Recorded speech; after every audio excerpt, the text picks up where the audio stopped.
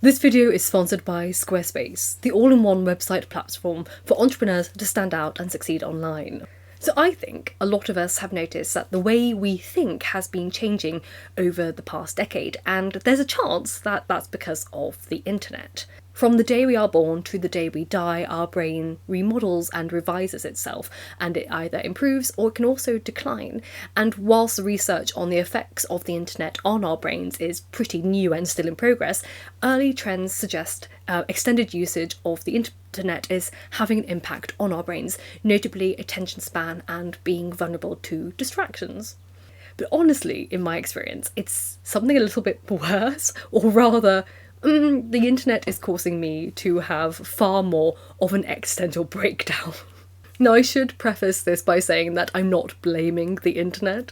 The internet can't make me do anything. It's how you use it. My responses to the internet are within my cognitive frame and my function with it, but I can only really compare my relationship with the internet to that of an allergic reaction.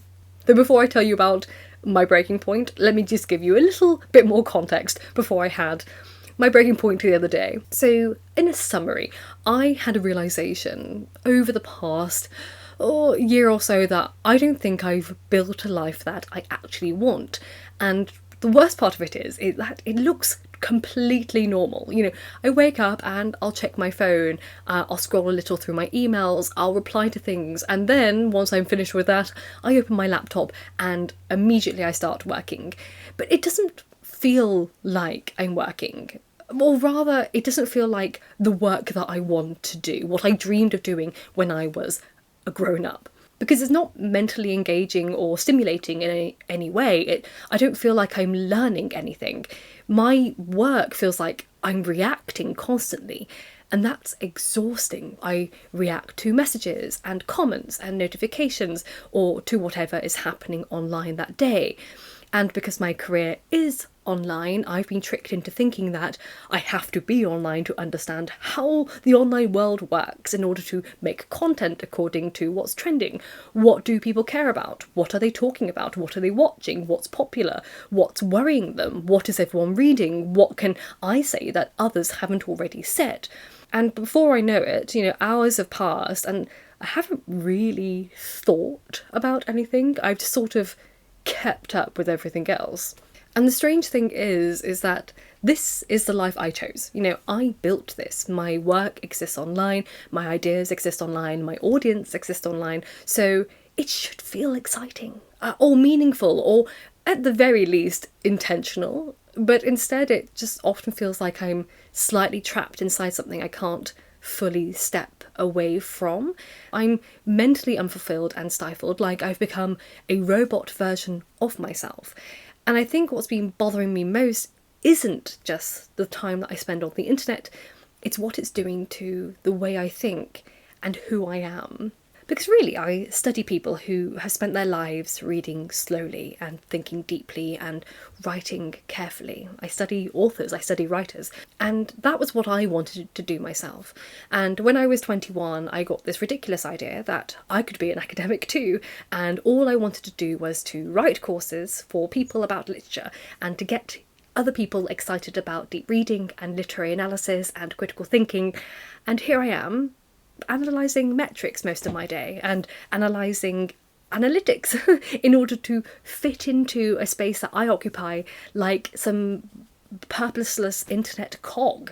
But once upon a time, I listened to none of the voices online. I listened to people like Virginia Woolf, who argued that in order to think at all, you need a room of one's own, a space where your mind isn't constantly interrupted. And I thought that's what I did. I built this library with my partner to create a little room of my own. And honestly, I hate it here because it's the loudest room of them all. Every time I walk in, I'm reminded of all the deadlines I have to do, the emails, comments I have to reply to, the video scripts I need to do. And I never read in here, despite the wondrous library that I've built.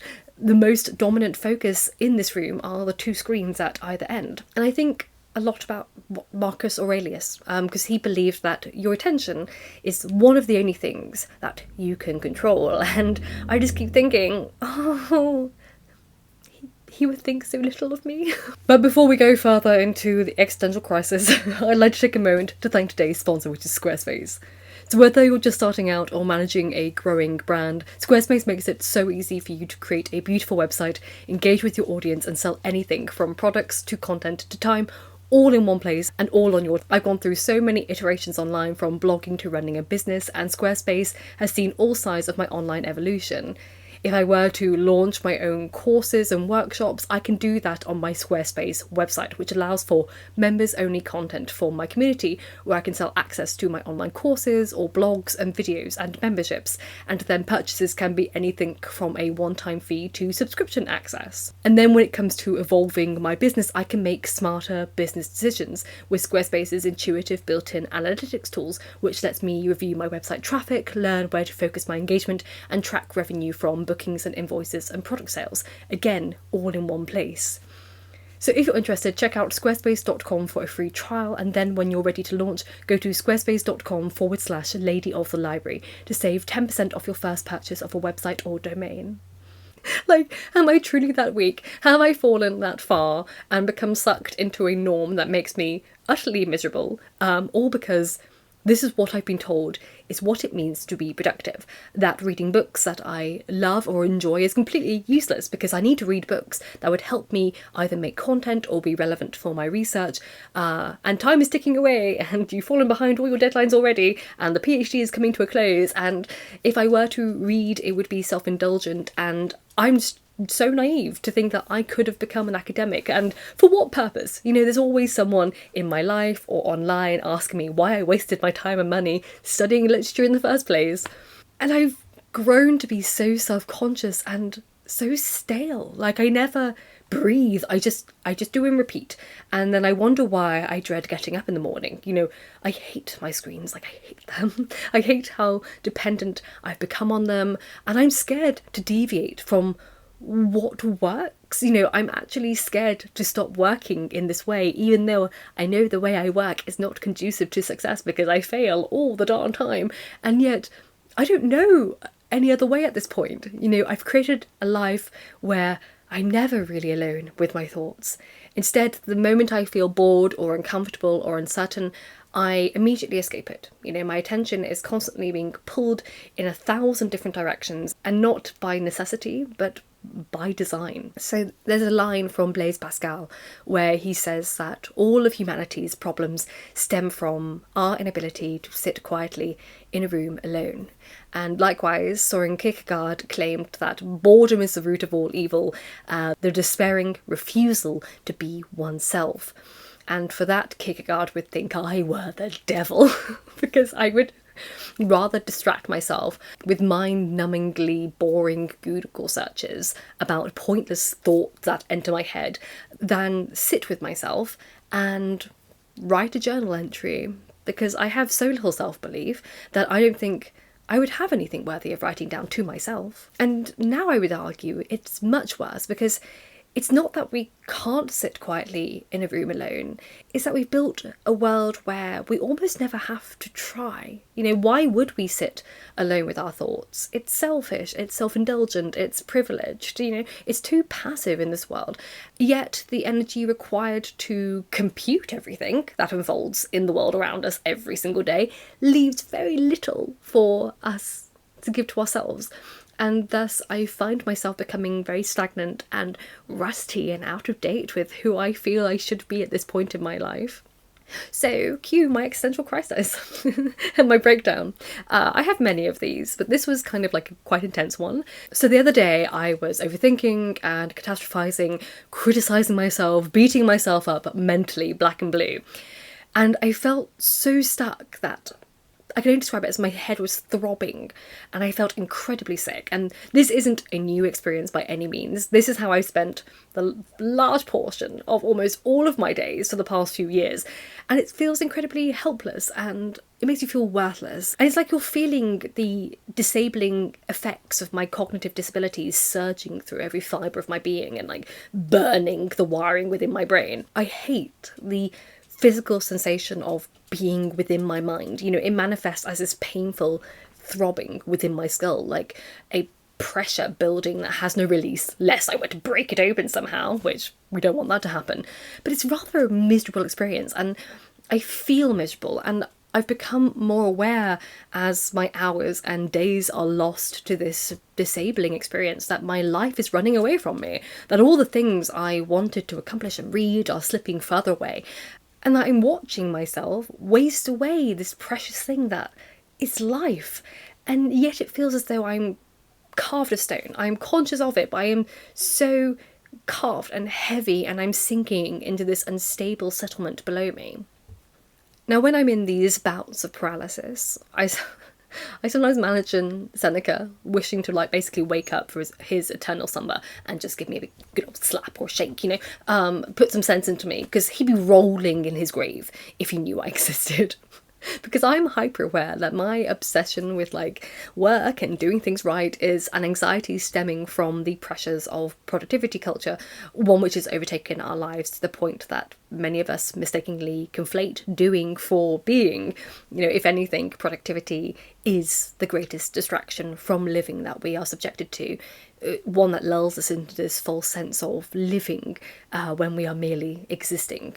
Seneca wrote, you must not think a man has lived long because he has white hair and wrinkles. He has not lived long. He just existed long. And the same rules, I think, would apply to those who are incredibly productive in their lives. Yet the irony is that this reality makes me even worse, really, because at least if I were productive, I could just shrug off my shoulders and say, well, I may not be living, but at least I got a lot done. But no. I'm frozen in this fear of my productivity culture and the shame of not living up to my own standards. And for that, I am the ultimate cretin whom Seneca would be appalled by.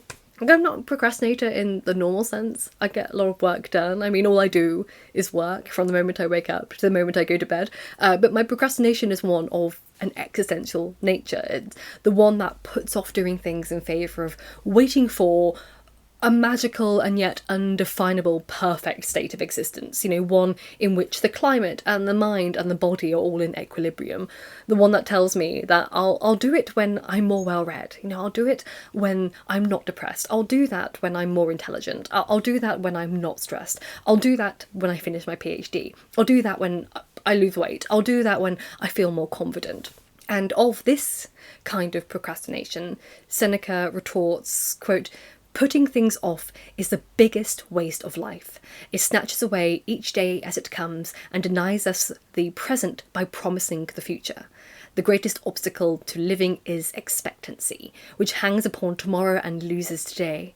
You are arranging what lies in fortune's control and abandoning what lies in yours. What are you looking at? To what goal are you straining? The whole future lies in uncertainty. Live immediately. Now that's from Seneca's 2,000-year-old treatise on the shortness of life, which doesn't really argue that life is short, but rather that we, through our own mental and emotional mismanagement, shorten the opportunities we experience in life. Quote, it is not that we have a short time to live, but that we waste a lot of it. Life is long enough, and a sufficiently generous amount has been given to us for the highest achievements if it were well invested. But when it is wasted in heedless luxury and spent on no good activity, we are forced, at least by death's final constraint, to realise that it has passed away before we knew it was passing. So it is. We are not given a short life, but we make it short, and we are not ill-supplied, but wasteful of it. Life is long if you know how to use it. So back to me and wanting to unlock the pressure valve in my brain.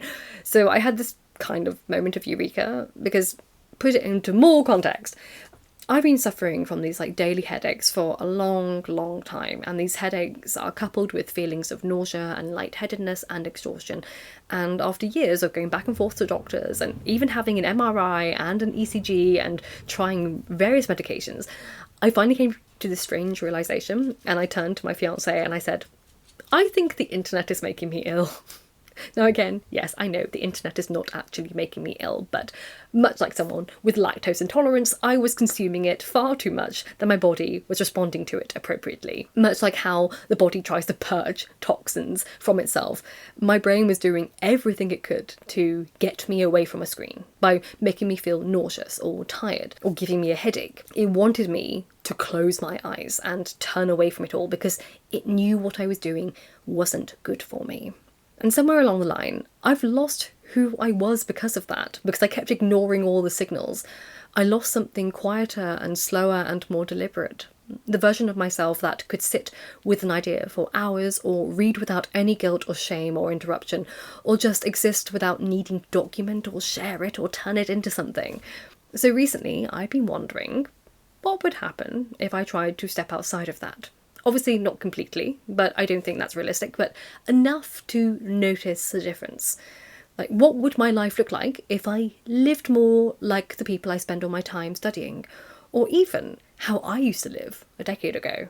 Because the girl I was when I was 21 or 22, she only used the internet from 6 p.m. onwards, and she was a girl who enjoyed her work and who could read like 10 books a month without falling behind any of her studies or her work.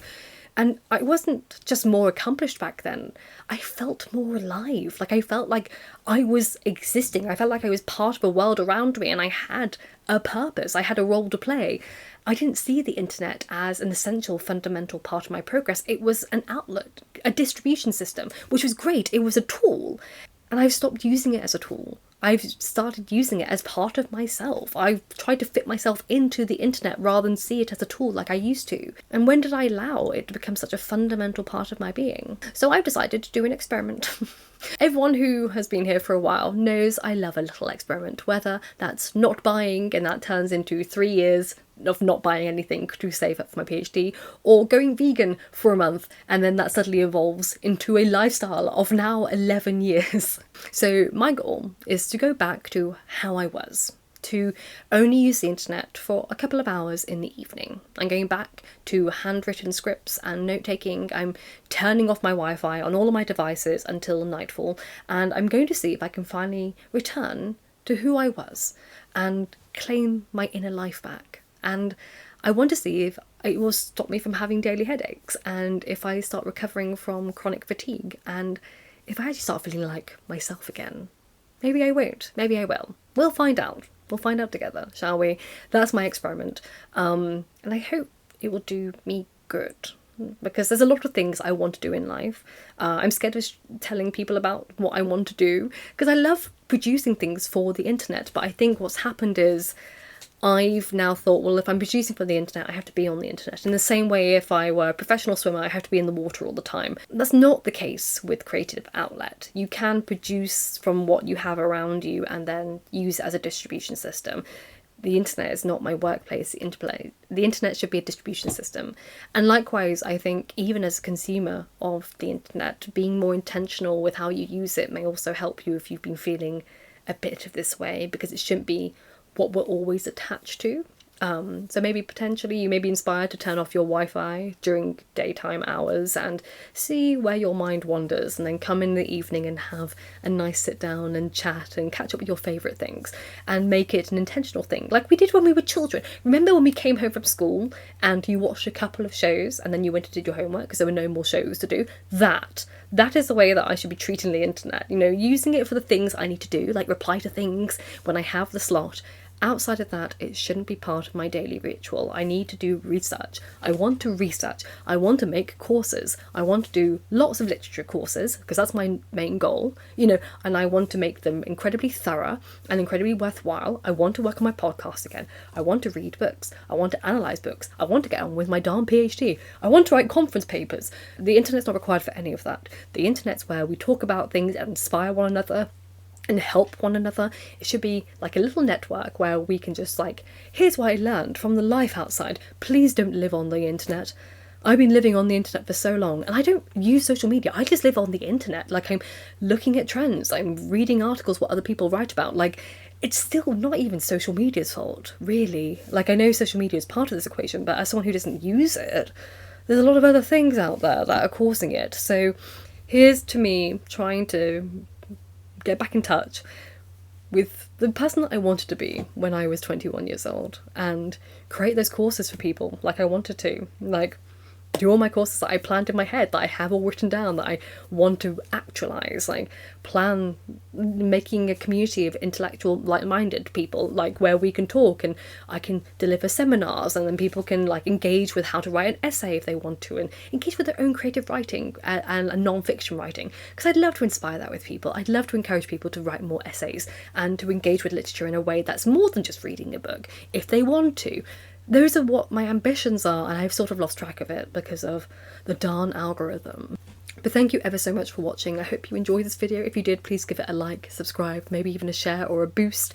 And thank you as always to my Patreons for making this possible, particularly my top tier Patreons. We have Holly is Autistic, Joshua Heredia, Gil the Gilded Dragon, Lady of the Labyrinth, Ellen, Eric Taylor, Yvonne and Yvonne, Jenny Edivane, Marina, Wee Lauren, Nicholas Reed and Andy Bazil. Thank you ever so much as always, and I hope you are happy and healthy. And remember, books save lives. So keep reading.